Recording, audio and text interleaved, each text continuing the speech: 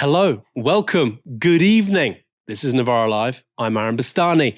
Tonight I am joined by the frankly incredible Helena, aka No Justice MTG. Helena, how are we?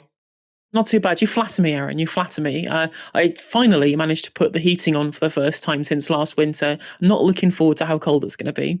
You've got the heating on and you've got that rather fetching jumper on as well. You must be rather cozy. That's good. It's October. It's time to get cozy. Coming up tonight, the government have launched their employment rights bill. The IFS say that Rachel Reeves will need to raise taxes by 25 billion in the forthcoming budget. And Boris Johnson gives a tell-all interview to Stephen Bartlett. Stay tuned for all of that. But first, Israel continue their bombardment of both Lebanon and Gaza. 2 UN peacekeepers have been wounded after Israeli forces attacked the UNIFIL headquarters in southern Lebanon.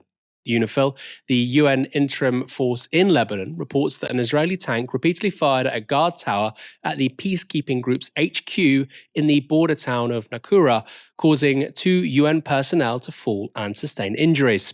Further Israeli attacks on UN positions have been reported. In the village of Labune, UNIFIL says Israeli troops hit the entrance to the bunker where peacekeepers were sheltering and damaging vehicles and a communications system. The peacekeeping force reported seeing an Israeli military drone flying up to the position's entrance and that Israel had, quote, deliberately fired at and disabled the position's monitoring cameras. Another UN position was also repeatedly fired on, again in Nakura, with Israeli troops, quote, damaging lighting and a relay station, according to UNIFIL. The area of southern Lebanon where Israel has attacked UNIFIL bases is also where a number of Irish Defence Forces troops are currently serving with the United Nations. Ireland's Minister for Foreign Affairs subsequently posted this on Twitter. I strongly condemn the IDF targeting and firing on UNIFIL positions in Lebanon. It's reprehensible and unacceptable to injure peacekeepers and to put them in harm's way. Israel has an obligation to protect peacekeepers, and its actions are in breach of international humanitarian law. There needs to be full accountability for these actions. No Irish troops were involved. All are safe and accounted for. UNIFIL spokesperson Andrea Tenenti warned that, quote, targeting peacekeepers is a very serious violation of international humanitarian law. And in Europe, both France and Italy have condemned the attack on UN bases, with Italy's defense minister saying they could constitute war crimes. The Israeli military are, of course, not just operating in Lebanon. Their assault of Gaza continues. Today, an Israeli airstrike on a school in Gaza has killed at least 28 people. A further 54 have been wounded. The school in the Deir al-Balah area of central Gaza was being used as a shelter. Gaza's media office said this: the occupation army was aware that this school included thousands of displaced children and women who were displaced from their homes and whose civilian neighborhoods were bombed, the media office said in a statement. It chose the time of the bombing at the peak time when these children and women were moving to get their daily food. More than 1 million people are known to be sheltering in the Deir al-Balah as Israel's campaign of destruction continues unabated in the Gaza Strip. Israel claimed that bombing the school was a, quote, precise strike on terrorists and said there was a command and control center inside the school. Ambulances are still bringing injured Palestinians to the Al-Aqsa hospital, one of only 17 hospitals in Gaza reportedly still functioning out of a total 36. And a new UN inquiry says Israel has carried out a, quote, concerted policy of destroying Gaza's healthcare system since October 7th, with Israel's actions amounting to both war crimes and crimes against humanity. Ahead of the full report's release, the former UN High Commissioner for Human Rights, Navi Pillay, accused Israel of, quote, relentless and deliberate attacks on medical personnel and facilities. Pillay also said that children had, quote, borne the brunt of these attacks. The inquiry has accused Israeli forces of deliberately killing and torturing medical personnel, targeting medical vehicles, and restricting permits for patients to leave Gaza. Helena, I just read all of that, and it's just remarkable, saying out loud. Of course, I've been researching and reading about this story all day, but it's an extraordinary attack, again, against women and children, and yet the tone of the political response from our government here in the UK doesn't appear to be changing in the slightest. No, it's not. It hasn't changed at all. I mean, it's quite incredible, really, just how cucked out we are as a government, as a country, as a political entity in the country to Israel at this point, where we had all of this hand-wringing over the anniversary of October the 7th, and there were ridiculous calls about saying awful things about MPs who'd rightly condemned our government's complicity with Israeli war crimes for doing so on October the 7th specifically, right? It's bad to critique our government on that specific day because it's an anniversary for something that, well, in Gaza there's been 40 October the 7th in Gaza at least now, and the same thing's happening over there in Lebanon as well. And there's no open criticism of what's happening here. Compare this, say, for example, to France, run by everyone's favorite sensible centrist Emmanuel Macron. Their foreign ministry swiftly and immediately condemned the idea there were attacks on UNIFIL people within Lebanon, and asked for explicitly asked for an explanation. They've clearly been playing far more hardball with Israel than we are. And this government is this to the right of ours now, at the very least, given the kind of coalition government, especially within the French Parliament. And even they are happy to actually have a sensible and serious conversation about France's relationship with Israel that we won't do.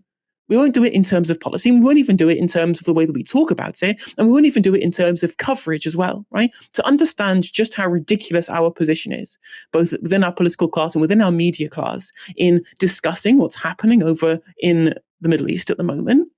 We have somebody who said flagrantly, in my opinion, genocidal statements on camera, Zipiar Tavelli, having intimate meetings with members of our government, being there, having little photo opportunities with Angela Rayner as the Israeli ambassador, while our government doesn't critique anything that's coming out of Israel right now, whilst only doing minor things such as suspension of a very few arms licenses that they even admit wouldn't actually meaningfully or materially affect Israel's ability to carry out their operations in Palestine and Lebanon. And when you compare that to media statements that was being given by Hussam Zomlan, the Palestinian ambassador, the other day, basically nobody turned up from our political media class at all to be able to hear the important things that he had to say, given what is happening in Palestine right now, given what's happening in North Gaza right now, the absolute awful crimes that have been committed there, on top of what we're already seeing carrying and spread out to Lebanon as well.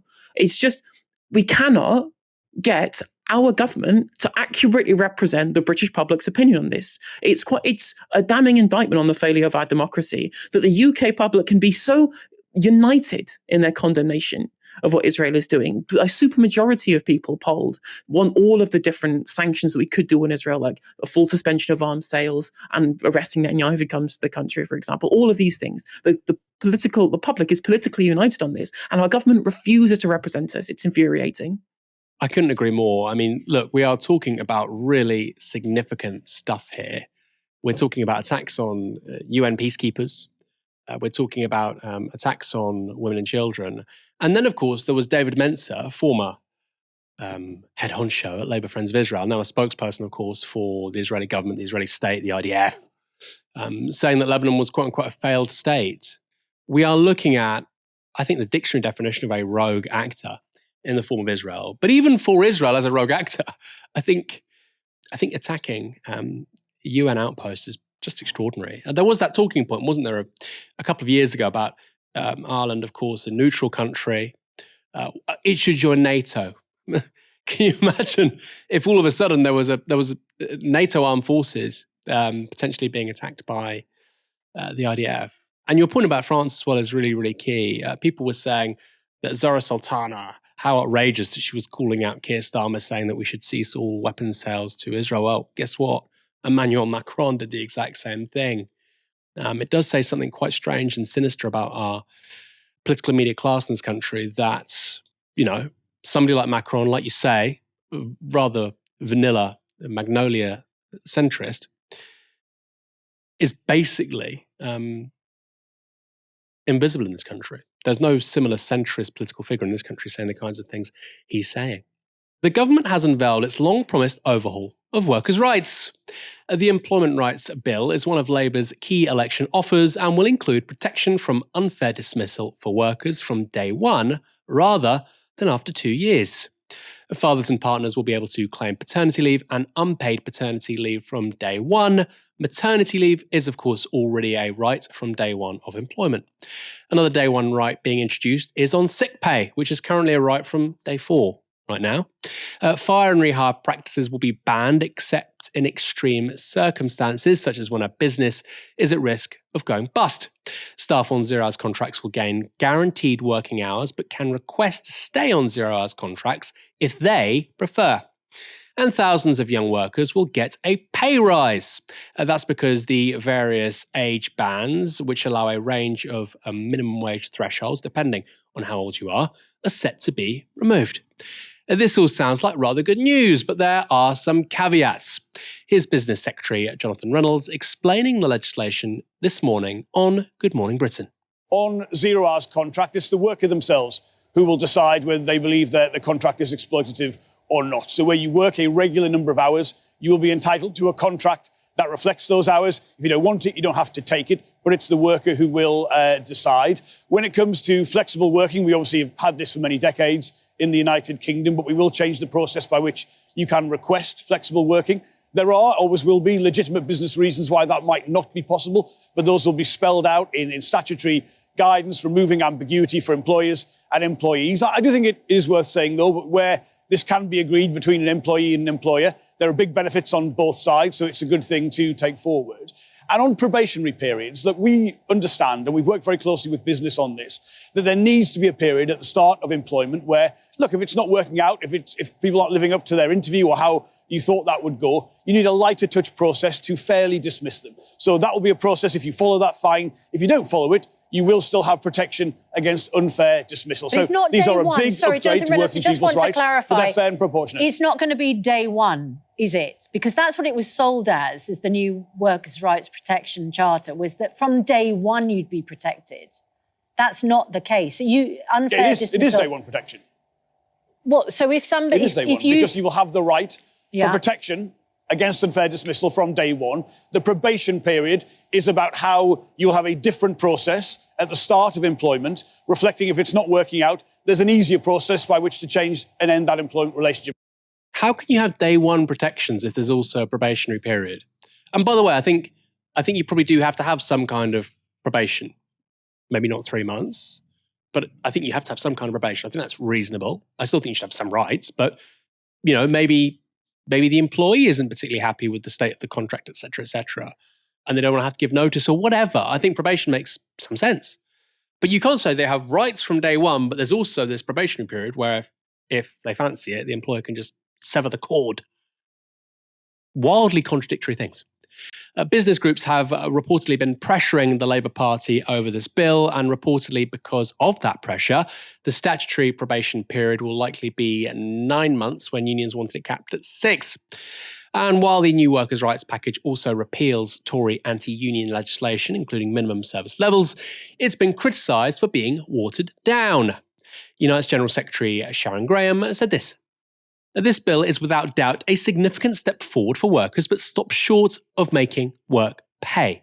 The end to draconian laws like minimum service levels and the introduction of new individual rights, for example, on bereavement leave, will be beneficial. But the bill still ties itself up in knots trying to avoid what was promised.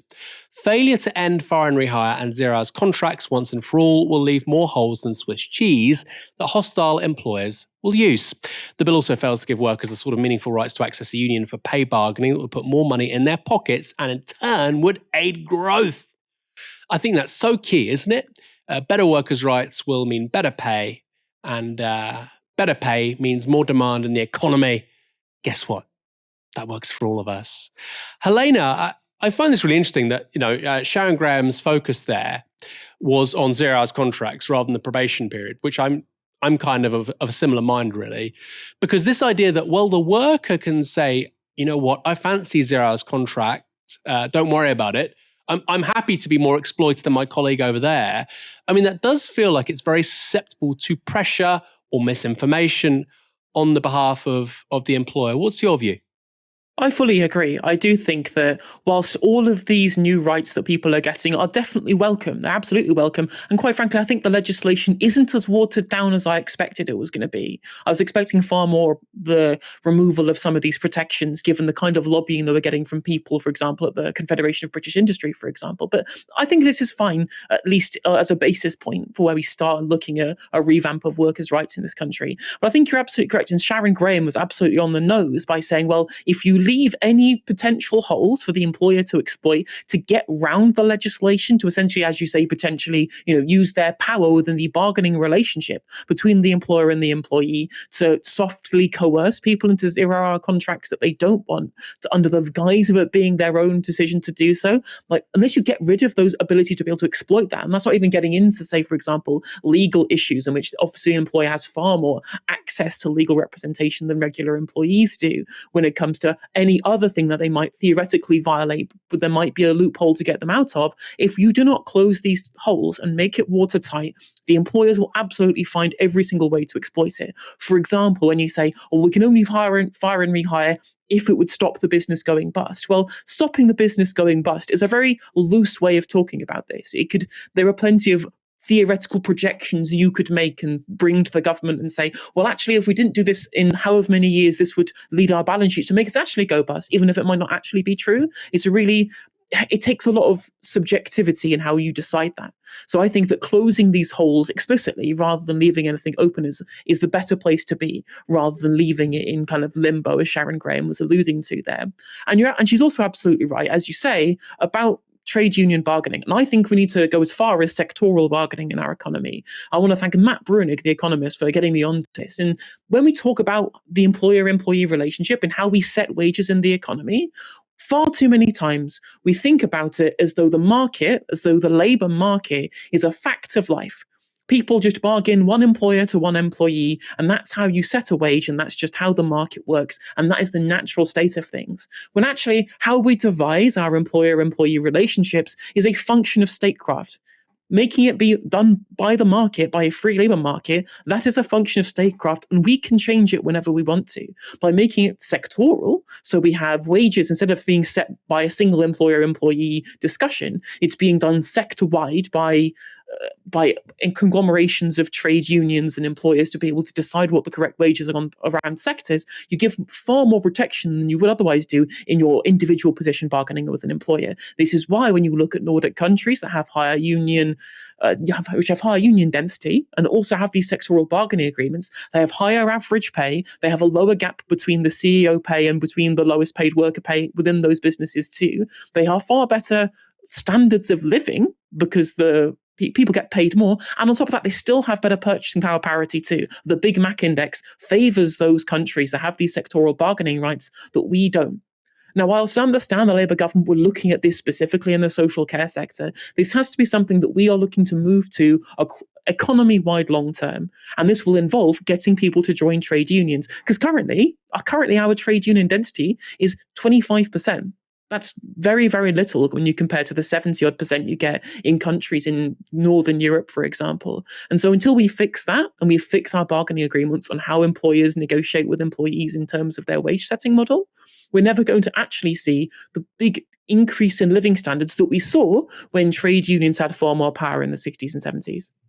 Yeah, I completely agree with that about sectoral wage bargaining, collective wage bargaining. Of course, that was a big theme under Jeremy Corbyn's leadership with the Labour Party. Laura Pidcock was leading on that. I think you would start with social care, but I think you'd rapidly expand it into things like logistics, supermarket workers, etc., retail workers. I mean, and you could inculcate a sense of collective action and collective worker identity amongst people who, in this country, let's be real, haven't been unionised for a very long time. You talked about that 25% figure. Of course, it's significantly lower if you just look at the private sector. I think it's less than 10% of the private sector in this country is unionised. I could be wrong. I think it's 9%. And of course, a significant part of that is basically in industries which were formerly publicly owned. So the CW with postal workers, for instance, they're considered part of the private economy. But that's not because people have been unionising workers in the private sector. It's because it's a legacy of those people being unionised in the public sector. Later this month, Chancellor Rachel Reeves will deliver her autumn budget. And according to the number crunchers at the IFS, she will have to raise taxes by about £25 billion just to stick to Labour's pledge of no return to austerity. Now, the IFS are a London-based think tank and style themselves as the UK's leading independent economics research institute. Now, of course, Reeves's line of no return to austerity means no cuts to public services. Specifically, that's what it means. And if you want to balance the books and pay for new stuff, well then, of course, you need more taxes. In the medium term, Labour's plan is to get more growth. But Britain's present GDP figures and the immediate outlook are very much an inheritance from the previous Tory government. And guess what? There ain't much growth. There is some good news in the report on that count, however. It was previously forecast that the British economy would grow by just 0.1% this year, 2024. That's now been upgraded to 1%. 1%. We are so back. But no matter how small that sounds, and I know it does sound small, higher growth, on a serious point, does mean more tax receipts. That same IFS report is also incredibly clear about the long-term challenges facing the UK. It says this: the UK's economic performance over the past 2 decades is hard to describe as anything other than a policy failure. Productivity growth has been dire, with per-worker growth over the past decade the weakest on average since at least 1850. The innovative engine behind the UK economy seems to have stalled. In 2014, a little under 6% of all firms in the UK, 14,000, were, quote, high-growth firms, employing at least 10 people and growing their headcount by more than 20% per annum for 3 years running. This has fallen to just under 4% now. That's a great statistic. Really, really fascinating. And also the point about productivity, yes, it's the worst it's been since the 1850s, but on a per-person basis, output per hour, that's productivity, output per person per hour, has basically not moved for 16 years. That's pretty bad, because you might have noticed we've had quite a lot of technological change over the last 16 years. That's meant to feed into higher productivity. Something has gone very, very badly wrong. So the picture is grim, but what would Reeves have to do in order to keep to the commitments that Labour made during this year's general election? Well, the report goes on to say this: if the government wishes to avoid real terms cuts to day-to-day budgets for all public services, an additional top-up of $16 billion in 28-29 would be required on top of the $14 billion to pay for public sector pay deals and specific manifesto commitments. In the economic environment of City's baseline scenario, Citibank helped compile this survey. This would wholly consume the current budget surplus and leave debt on a rising path. Ensuring all departments see their day-to-day budgets rise at least in line with national income, so no austerity, would require a further top-up of $17 billion, i.e. a total top-up of $47 billion relative to March spending plans. So that, of course, is the spending plans under Jeremy Hunt and the Tories when they were still in power. Combining this with a fresh $16 billion, 0.5% of national income tax rise, would restore the forecast current budget to balance in 28-29. This would, of course, need to come on top of the $9 billion of specific tax rises set out in Labour's manifesto, so it would be a total tax rise of around £25 billion in total. A net tax rise of this scale will be bigger than July 1997, $14 billion, and October 2010, $13 billion. Budgets, both of which took place early in the parliament of a new government. So that might sound quite complex. What that's basically saying is, given the promises made by Labour so far, public sector pay rises, given you're saying there will be no more austerity, you basically will have to find £25 billion. And that is, of course, on top of the fact that national debt needs to be falling over 5 years, which Labour are committed to, as well as delivering promised public sector pay rises that I just mentioned and not returning to austerity. That's where that 25 billion figure comes from. Now, those figures for 1997 and 2010 are inflation adjusted, but they give you a taste of the scale of what is required here. I've previously said that this year's autumn budget, that's on October the 30th, is the most important one since George Osborne fired the starting gun for austerity in 2010. And that's true. But when you look at the details, it's clear this is a much, much bigger deal. And that's not just regarding the political credibility of the government, who can't afford for this to go wrong after a horrendous first 3 months in office, it's also significant in terms of scale and the background challenges the country is facing. Before the election, the IFS had accused both Labour and the Conservative Party of engaging in a, quote, conspiracy of silence about the extent of cuts penciled in for next year by Tory spending plans. Going back to the Times write-up of this story, this paragraph really underscores how screwed Britain actually is. Paul Johnson, who is, of course, the chief at the IFS, warned that things just continuously get harder in future. Sounds like my adult life. Just get continuously harder in future years as the population becomes older and sicker and revenue from fuel and tobacco duties declines. Debt interest payments have already increased by £39 billion since the pandemic and benefits by £32 billion.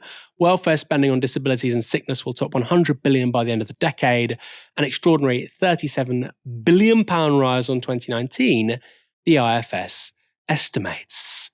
That is pretty bad, right? You've got tax income from tobacco, fuel falling. You've got flatlining productivity. You've got all these challenges, and you've got the aging population. Doesn't seem very good.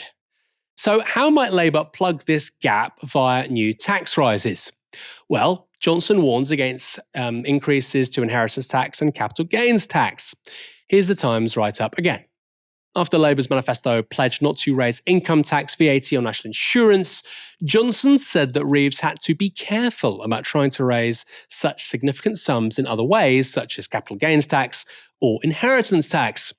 Simply taking the current system of capital gains tax and increasing the rates would not be a good idea and potentially quite risky, he said. I would personally favour that, actually. Right now, the additional rate for shareholder dividends is 39%. You pay 39% on a dividend from a company share, but you pay much less for CGT. Why? Just in theory, those two things should be broadly the same, but they're not.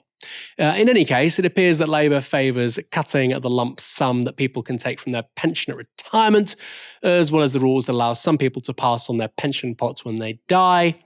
Currently, people can take out £268,000 without paying tax. I think that's ridiculous, but there we are. Apparently, Labour are attempting to reduce that to £100,000. That's a couple of billion, I think. Labour also said to be looking at applying the employer national insurance charge on pension contributions at the full 13.8%. So on pension contributions, you'd pay the NI, which isn't presently the case. That would raise about $17 billion a year, although many businesses are saying they would actually just hire fewer people if that was introduced. It's a major cost, right? $17 billion doesn't just come from nowhere. More controversial still, though, is the possibility of prescriptions, which are presently free for those between 60 and 65, being taken away. That would, of course, save billions more. Helena, I've got a few questions for you. First, on that prescriptions one, I think prescriptions should be free. I don't think that people should be paying for their prescriptions, but it does seem rather strange that there are people who are in the labour market, they're not retired, 60 to 65, you're still working, but they don't pay for their prescriptions. So is it fair that people in that age category pay for their prescriptions? And then my second question, should Labour just be borrowing more money? So on the first question that you asked me there, I actually do think that it's unfair that the cutoff seems to not be whether or not you're working or not, as in have you reached retirement age, it's just are you part of this demographic that governments like to pander to, this kind of swing demographic of voters, which I think is what is going on there. Although fully I do agree with your main point, which is that prescriptions should absolutely be free, and we just need to pay more tax, unfortunately, to be able to do that. We pay far less in terms of our overall tax burden than plenty of other similar economies within Europe, and that is why our public services aren't working. It's not a difficult prescription to be able to make. So I do think the taxes need to go up, both on the rich, on those who make their money from owning rather than from working, but also on people who are on kind of higher middle incomes as well, and within the higher tax brackets too. I think broadly we probably need to pay more tax, and we can't expect ourselves to have European-style public services and American-style taxation. This is just not going to be something that's going to be able to work long-term, especially, as you say, given our sick and aging population, especially when we also want to get rid of immigration, which would bring in loads of new working people who aren't sick or who aren't old, which would help. either way, when it comes to borrowing, now this is something that's a thorny issue for Labour governments and always has been. They've always been attacked by the right for being gung-ho with potential borrowing and therefore theoretically pushing up mortgage rates. Now, I don't think that there's any kind of link that's hard and fast anymore between expansionary fiscal policy and higher interest rates. I don't think this is something that you can draw a direct line, especially in a post-2008 world where the macroeconomic rules have really kind of been rewritten on this kind of stuff, which gave us like MMT as an economic theory, which I kind of subscribe to now. But what Rachel Reeves might be doing, obviously, you talk about her penchant for fiscal probity, that she was talking big before the election. It's reported that there is the potential that they might change her second fiscal rule to one that John McDonnell was running on 2019 rather than in 2017, to give herself more leeway to engage in more overall investment into the economy, which is where our growth is going to come from. We've been in an investment nadir for the last 14 years, where the Tories were taking money out of the economy during a liquidity trap, which gave us the economic doom loop that has left us in this ridiculous position that we're in now. So a reported change in the second fiscal rule about borrowing having to be dropping by the end of the fifth year and making that so that either extending that period or making it far less strict in terms of when debt has to be falling can only be a good thing if we want to have the massive investment that we need to revitalise our economy, given 14 years of Tory fiscal kind of, frankly, vandalism on our overall economy within this country. And that growth will bring us overall tax receipts too. But of course, in the short term, we do need to fill these gaps, as Paul Johnson says, in our economy. It's frustrating to me that Labour managed to lie all their way into the election because nobody pressed them properly on the conspiracy of silence, because on top of the 22 billion, there was also the 18 billion as well, which was predicted by the IFS that seemingly nobody is talking about. So that was on top of what they described as the overspend being in things like the Home Office, or by not adhering to the recommendations of the independent pay review bodies and leaving that for Labour to clear up the mess from the Conservative government. And when it comes to borrowing, the first fiscal rule, that's not going to change. So Rachel Reeves' first fiscal rule running up into the election was that they were only going to pay for day-to-day spending through increased tax receipts and not borrow to fund it. Now, this is essentially trying to avoid increasing a structural deficit, which is where the amount the deficit is in real terms once you account for increased receipts from how you're growing the economy through investment spending. So you can therefore nix some amount of borrowing by changing your rules in how you calculate debt so that you include new assets as part of like a net debt rather than gross debt, which seems to be a very weird way that we structured how we talked about public debt in this country. Like, we wouldn't have been able to privatize the stuff during the 80s if we were talking about net debt, because all the extra money that we got as like a sugar rush for the Treasury wouldn't have counted towards the overall balance sheet because we would have lost an asset at the time. Rachel Reeves is apparently changing that too. But obviously the worry is that if you increase the structural deficit, that will push up interest rates, which will make it harder for people to get mortgages. Their mortgage rates would increase. It would make it harder for the economy to be able to grow like we could have done if we properly invested when interest rates were low. But like, there's a Marxist economist called Chris Dillow who pointed out that, well, actually in a world in which the Phillips curve is flat, where the relationship between unemployment and wages breaks down, where usually low unemployment means wages increase. And we had low unemployment for the last 14 years of the Conservative government until they did large fiscal expansionary programs during the coronavirus pandemic. And wages didn't go up. We had stagnant wages despite low unemployment. And Chris Dillow says that when you have a flat Phillips curve, actually, the structural deficit is kind of irrelevant. It's kind of irrelevant. And this is what Joe Biden's been doing over in America, where they had the similar kind of liquidity trap that we did under Trump when they were doing things like tax cuts. It didn't really filter through into increased wages overall. Now that the Biden administration have been doing this incredibly large fiscal expansionary program, running 7% deficits, all focused on industrial investment and industrial strategy, building new productive capacity into the economy, it's rebuilt that previous relationship between unemployment and wages, where unemployment is now really low and bottom quartile wages have been outpacing inflation in America for over a year now. So it's really seen an increase in overall wealth for the lowest earners in the country, because they used essentially what would previously be called structural deficits just to be able to rebuild the Phillips curve and actually make people wealthier who are at the bottom end of the income spectrum. So what I would actually say is I would agree with you. I think that Rachel Reeves probably could just borrow for day-to-day spending.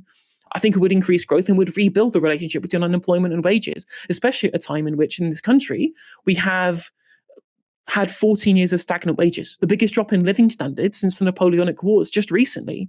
So That is where I would say that Rachel Reeves is going wrong. But I don't expect the first fiscal rule to change. But I do expect a change in the second fiscal rule so that we don't have to rely just on tax rises. We can grow our way out of this economic hole that we've got ourselves in. Fingers crossed.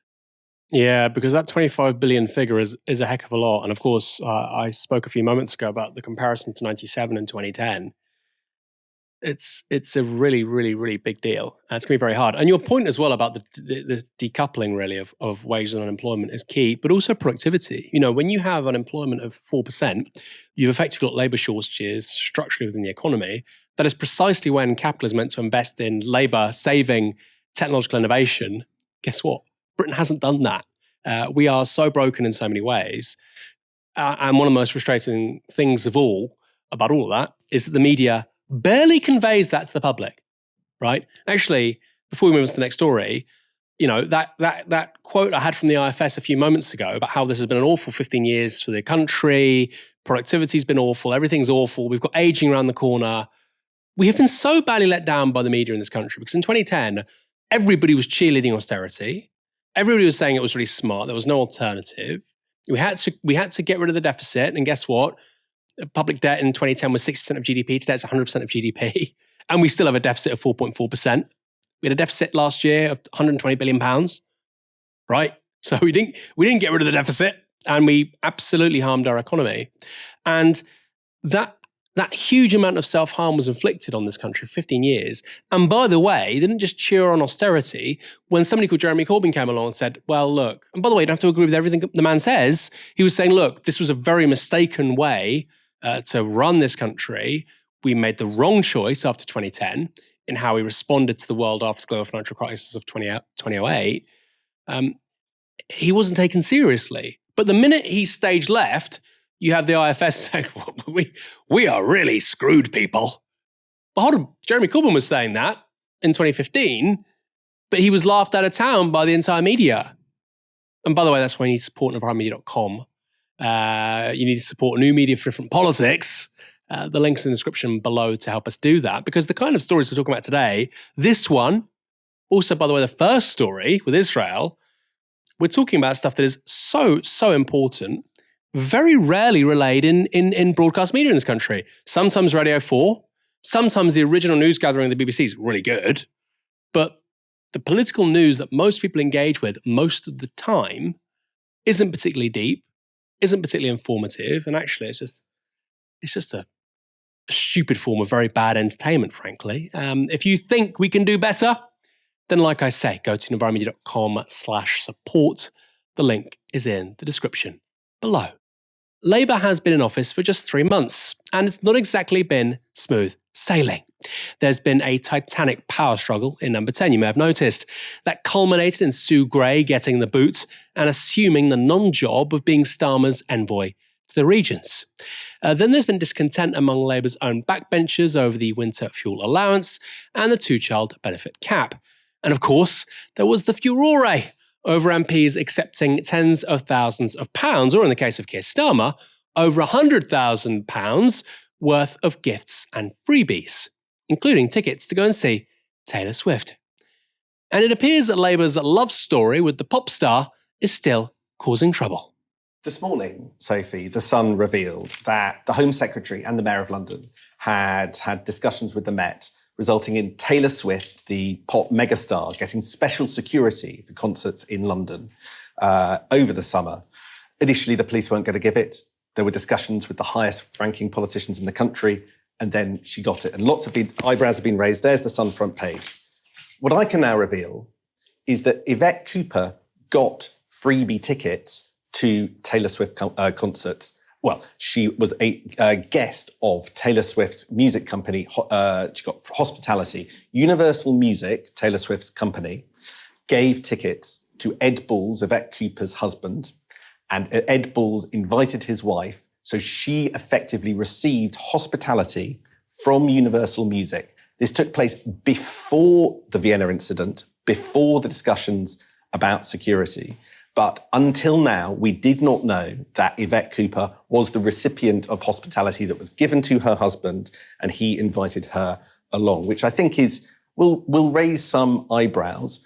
I think in the Home Office, they absolutely insist they didn't do anything wrong. And they also insist it is right that we didn't know, the reason that we did not know that this had been, these tickets had been given and that the declaration had been made was because the value of the tickets was £170 below the threshold for recording. So in effect, we had no ability to know that this had taken place before Yvette Cooper intervened in those discussions. But nevertheless, I think the fact that the Home Secretary was enjoying hospitality from Universal Music, her company, before those discussions took place, will cause inevitable controversy, even if those tickets were given to Ed Balls and he invited his wife. Here's a question. Did people go to see Taylor Swift who weren't politicians? I mean, these were at Wembley Stadium. I feel like every single politician in the country seems to have gone to these concerts with their friends and their family and their kids. Don't forget the kids, Darren Jones. I have to take my child, of course. Politicians, journalists.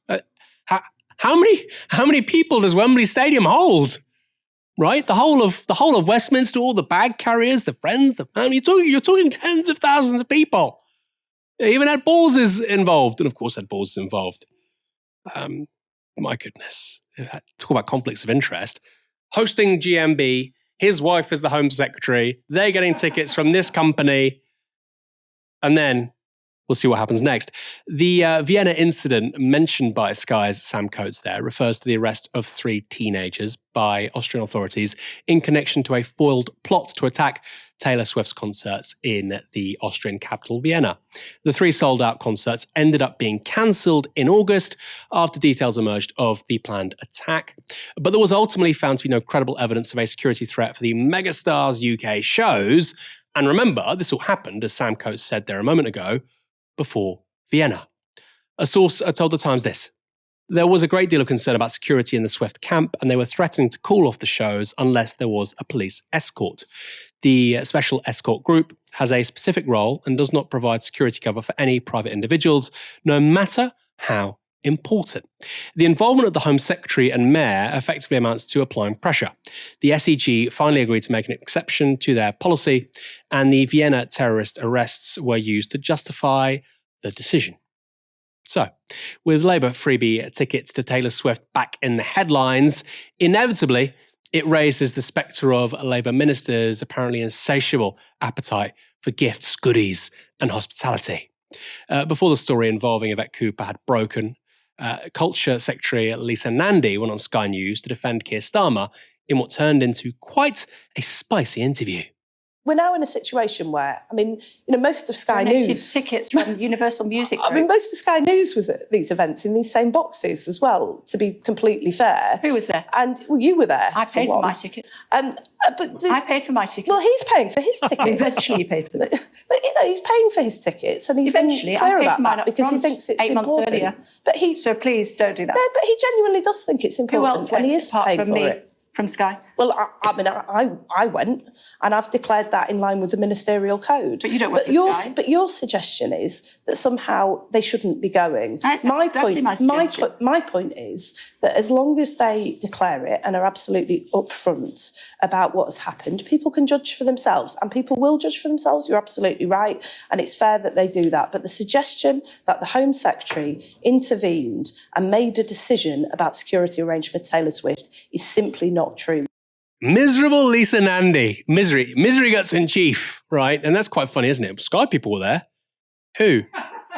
Who? You were. I paid. Who else, Lisa? It's a good thing she's a politician, not a journalist. I mean, crikey, you make that sort of assertion, you need to back it up. Not good, is it? Not good. And by the way, the Labour right are meant to really be very friendly with broadcast media. That's basically how it works.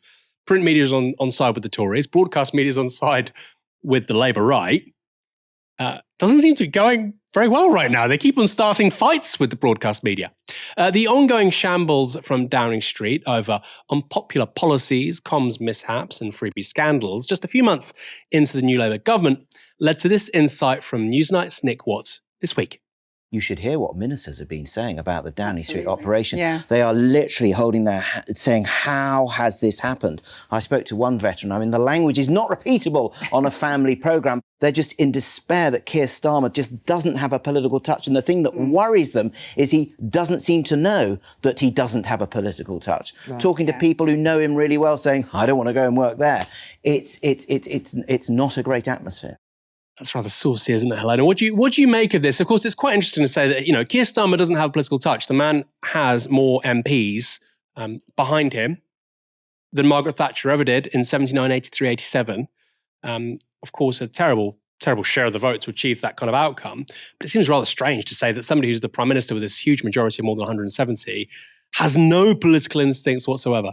I don't think he has any political instincts. I mean, we basically all are fully aware at this point that he was only thrown into politics to try and be Ed Miliband's potential Attorney General if they won the 2015 election. So he was convinced to run in Holborn and St Pancras, and then was convinced to run to be a future potential leader of the Labour Party when he was approached by Labour Together in 2017. Somebody who essentially I don't think has any genuine political convictions of his own, just believes roughly in the idea of public service. And even then, he can't even get the basics of public service right. Is any part of Labour's policy programme or platform not just a quid pro quo with somebody who's given them something for free? There was a story on my timeline that got shared by Baron Sicker, which was that there is somebody who's been appointed to a one-day-a-month role at HMRC for £20,000 a year. Yeah, one day a month's worth of work, right? Who donated £100,000 to the Labour Party and is a founder of a public sector consultancy that has many government contracts. It's openly being done as cronyism at this point. It's the COVID VIP lane for government contracts, but with a coat of red paint all over the top. This is on top of all the other positions where people have been allocated, having had some connection to some kind of thing that they've had as a quid pro quo with the Labour Party. For example, this person who was related to the Quadrature hedge fund from the Cayman Islands, who was part of their climate advisory board, who suddenly, after a big donor, £4 million donation, is suddenly their climate envoy as well. I can't say for certain it's a quid pro quo, but it certainly looks like one. And the person who convinced Rachel Reeves to reduce her funding for the GB energy investment plans from 28 billion down, what they told us was being done because it was the economic outlook wasn't good enough, and they briefed the press was being done because they didn't want it to be something they would get attacked on during the election, was revealed by The Guardian was being done because somebody who belongs to a green finance company had a conversation with Rachel Reeves at the World Economic Forum in Davos and said, have you considered that's too much public money and we should let the private sector invest instead? And apparently she just said, yeah. And then this person is on their climate advice, on their their advisory boards too, including people from her employer, Barclays Bank. Is it all just an entire group of quid pro quos in a trench coat, the Labour policy platform at this point? What is going on? Speaking of quid pro quos, Jason Groves, I think he's political editor at the Daily Mail, I think. He's reporting that Sue Gray actually hasn't started this job as envoy to the regions, and actually it's never going to happen. And you wonder where she's going. These bodges and these quid pro quos, they don't seem to stop with Keir Starmer's Labour. Labour's historic win in the 2024 general election has been described by some as a loveless landslide, with the lowest voter turnout since 2001. Despite its majority of 157 seats, only 34% of all people who cast their ballot actually voted for Labour. And now, many of those Labour voters actually think another party is doing a better job than the one they voted for. YouGov have the Greens on a higher net favourability rating with Labour voters than Labour itself does. Labour's net favourability is at plus 40%, and the Greens is at plus 42%. This comes about because while Labour voters do have a slightly more favourable view of Labour by 4%, they also tend to have a more unfavourable view of Labour. They're being polarised by 6%. Significant here is that a large number of people that voted Labour in July aren't very happy with them, and they might be looking to the Greens. That was with Labour voters, I should say. They don't have a net favourability of plus 40 with the public, if only. But it's not a great picture with the rest of the electorate. when YouGov looked at all voters, the Greens have a plus favourability rating of 2, whereas Labour, as you can see, are down on minus 29. Look, Helena, we're in an era where people don't like politicians. I get it. And actually, you can win by being, the least unpopular guy. I don't think we should talk about favourability. We should talk about, the least unfavourable. And often you'll see Farage being described as the most liked or most favoured politician in the UK. You see it with YouGov data in particular. He's still not especially popular with people. So how should Labour metabolise all of this stuff? Because, okay, we've got the Greens, but realistically, they're not going to get more than 10 seats at the next general election. Even if, you're being wild, they might get 20 seats. I mean, I don't think that, by the way, and it's a long way away. Who knows? They might lose all their seats. But broadly speaking, the big issue with Labour is Tory voters who didn't turn out for the Conservatives at the last election, or they voted Reform. Some voted Labour, some voted Lib Dem. And if you look at the Tory candidates to succeed Rishi Sunak, Robert Jenrick, Kemi Badenoch, both of their approval ratings are actually lower than Keir Starmer. So do you buy this argument that, okay, Labour's not particularly liked, Keir Starmer's not particularly liked, but the Tories, Kemi Badenoch, Robert Jenrick, they're disliked even more? Yeah, I absolutely buy this argument. And I think that people trying to be predicting some kind of collapse of the Labour vote sometime in the next election, and then they'll just be as hated as the Conservative Party was during this last election. I think that these people, their potential, this is unfounded. I believe this to be unfounded. Now, there could be a potential challenge from the Greens from the left for the next election. I fully believe that there could be. There are plenty of disenfranchised previous Labour voters, especially amongst people from kind of the progressive millennial kind of background, where there's more of the median opinions is shared by the Greens than with Labour. But when you talk about the idea of Labour voters moving to Tory and Reform, in that same data set, which showed that the Greens being more favourable amongst Labour voters than the Labour Party was, when you look at the favourability ratings of Reform and the Conservative Party, they were in single-digit approval. So it was 9% for Reform and less than 5% for the Tories. So amongst people who voted Labour at the last election, the Tories and Reform are supremely hated. Really, really. Honestly, the Tories even more hated than Reform. So I think that there is a portion of Labour that might go back to Greens. But I think a lot of people, because Labour didn't actually win that many votes at the last election, of course they got a smaller overall voter tally in 2024 than they did in 2019. We've got to remember that. Their electoral strategy was going after the so-called hero voters, which would be people who were changing from Conservative to Labour. And the spoiler alert is there wasn't that many of them. The Tories lost because people voted Reform and because people stayed home. Loads of Tories stayed home. The amount of people who turned up to vote, the voter turnout fell off a cliff at the last election. The lowest vote turnout since the Second World War, I believe it was, if I'm remembering that correctly. So this idea, the people will just switch back from Labour to Tory, that presumes that there were people who switched in the first place. And there are actually very few of those people who did switch in the first place. And the Tories and Reform are still hated by the party. The vast majority, the overwhelming majority of people who backed the winning party at the last election. And on top of that, there is the concern as well around tactical voting and voter efficiency. And why the Tories got wiped out the last election, of course, was because Labour were trying to keep a certain amount of votes across all seats, and they had this voter efficiency plan going into the election, which clearly worked in a way that allowed them a large majority. But the Tories got wiped out, almost completely wiped out in the southwest by the Liberal Democrats. They don't have a route to be able to win these people back and win over Labour voters as well, because no one really left. They have to enfranchise their base, and a lot of these people say they're never going to vote Tory again, probably more likely to vote Reform. So I don't think Labour really have to worry about these growing pains of their government, because I think that despite how hated they are, the Tories are hated more, to the point at which a YouGov poll on attitudes towards political parties gave the rate at which people agreed with the statement that the Conservative Party were fit to govern at 2%, and Labour about 16%. There is no realistic challenge to the Labour Party as an electoral force at time of recording. Maybe Kemi Badenoch can woo the public with anti-woke Thatcherism or whatever she's planning to try and bring to the country. I don't think that's going to work personally. But if things continue as they are now, the Labour Party could be just as hated as they all seem to be within the press and the discussions online and discussions at the water cooler. Will that change how people vote at the next election? I don't think so. Events can change things. People were attacking Margaret Thatcher as leader of the opposition in 1978 before the winter of discontent. They were saying, you're not really landing a blow. Callaghan looks more prime ministerial. Similar with David Cameron, of course, until the global financial crisis, nothing really differentiating him from Labour. And so something similar could happen between now and the next general election. But I think that's right, Helena.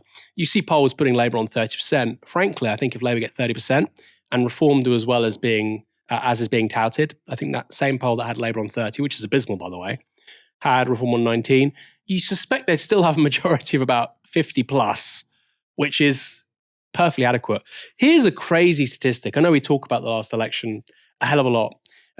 In this election in 2024, Labour got 9.7 million votes. In 2015, under Ed Miliband, they got 9.3 million, so 400,000 difference.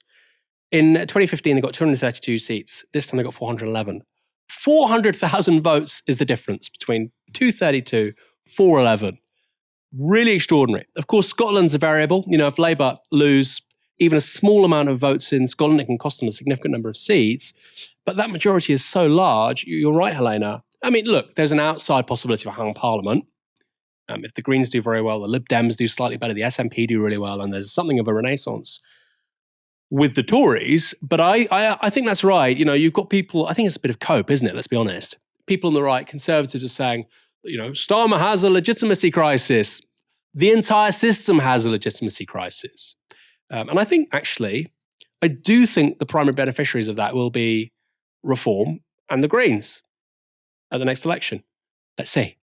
Former Prime Minister Boris Johnson's book tour is continuing with what is perhaps his most interesting interview yet. It's with Stephen Bartlett of the Diary of a CEO podcast. They've released a 2-hour interview with the former Uxbridge MP, where they talk about Partygate, COVID, Boris Johnson's time as London mayor, but also Brexit and Johnson's controversial decision to come out as a campaigner for Leave. On that, Johnson alleged this about his rift with David Cameron over the topic. He said, if you come out and support Remain, you can have a top 5 job in the cabinet. I couldn't work out what a top 5 job was.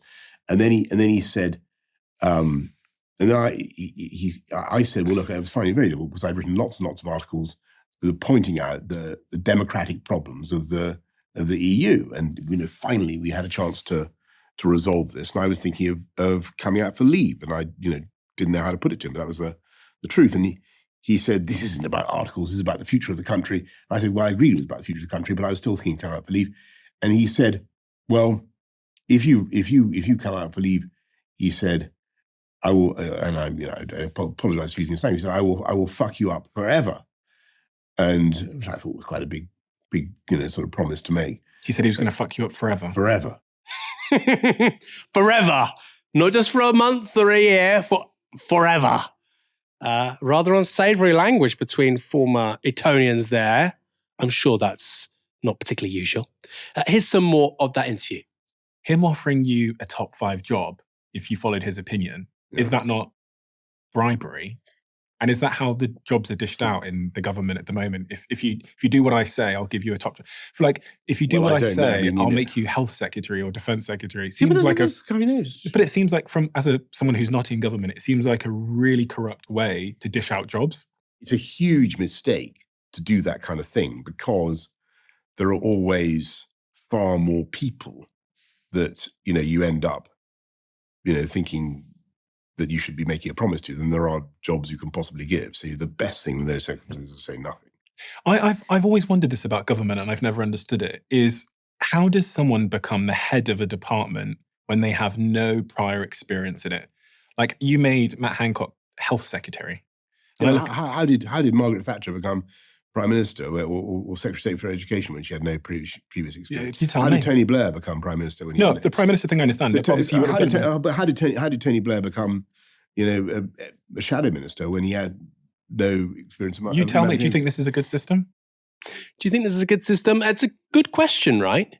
Sometimes you need somebody who's just unacquainted with stuff, looking at things from first principles, asking quite basic questions. Somebody who has zero background in healthcare, is it wise that person is the health secretary? Now, of course, Boris Johnson could have made a He could have made the argument, well, you have NHS England, and that's got specialists, and they work alongside the Secretary of State for Health. And of course, Secretary of State for Health can maybe counter bandwagon bias. People might be in silos. Of course, you have to have what the public think, because of course he's democratic or she's democratically elected. They're accountable to somebody outside of those institutions. He could have said that. He's not really saying that. He's not really offering much of a defense for our system, which, by the way, I think is a crazy system. I think it's an absolutely crazy system. I don't think you can justify this stuff unless we have a far wider diversity of people in politics. And by the way, I don't just mean, black, brown, white, male, female, trans. I don't just mean that stuff. I mean literally what they do for a living.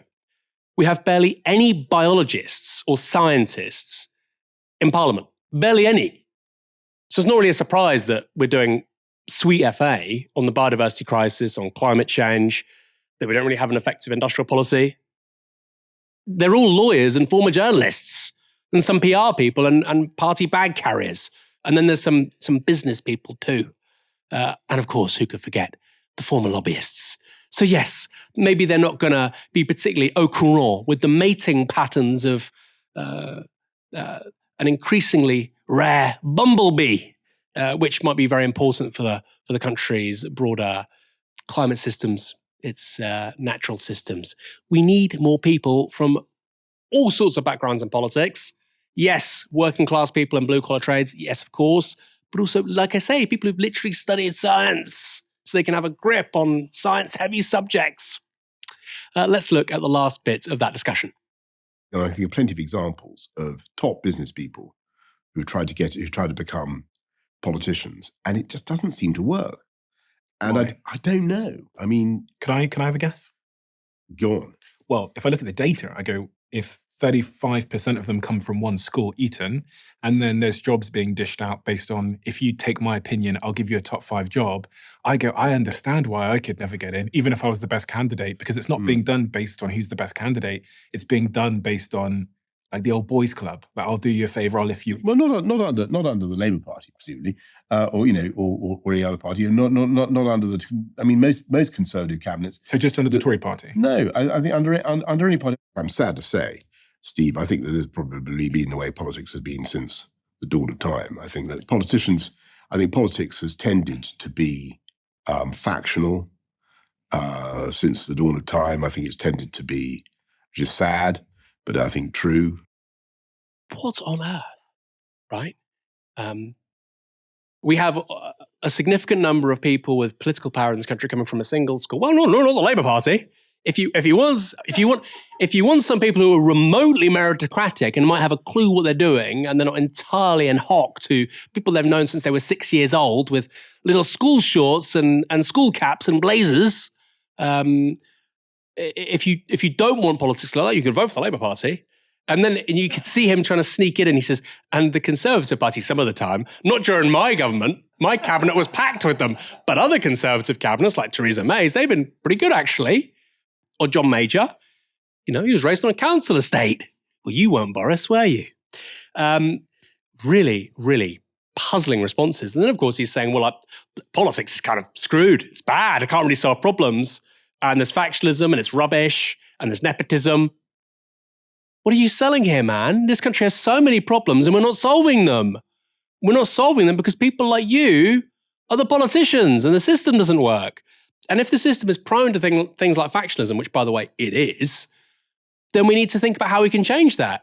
I think that's an argument for getting rid of first past the post, where you have two parties, and fundamentally, the attribute that's rewarded the most is loyalty, or let's put it another way, butt-kissing and deception. If you have PR, people can have low cost of entry to starting new political parties. They don't think their career is over just because they've fallen out with someone. I mean, that quote from David Cameron in a separate clip from a moment ago where he's saying, I will fuck you forever, because he disagrees with him? Is that how we want to conduct democratic politics? No sensible person thinks that. It doesn't have to be that way.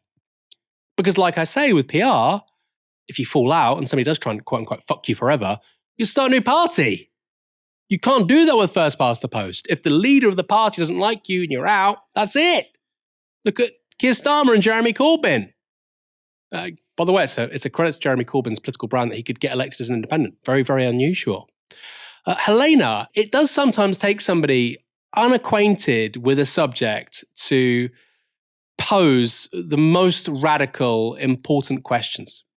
Oh yeah, 100%. Because not only is our political class, the actual people who get into politics, a pretty incestuous system in who gets selected where, how we hand out jobs. And whilst I think that it's true that we have too many business people and lawyers in Parliament, and it clearly hasn't worked, right? But the idea that you need to have a specific specialism in a certain area to be a minister in that department, I think you can make the argument that this can be...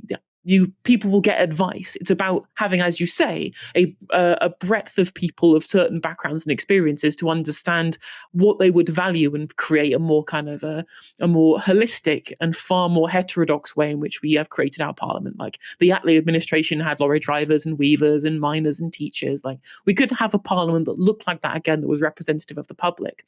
When it comes to asking these questions, of course, there's a reason why our media class don't ask these really basic questions about the way in which things work. Is because, the media class, they all went to the same schools and universities that all of the bloody politicians did. They all went to Eton, they all went to Cambridge and Oxford.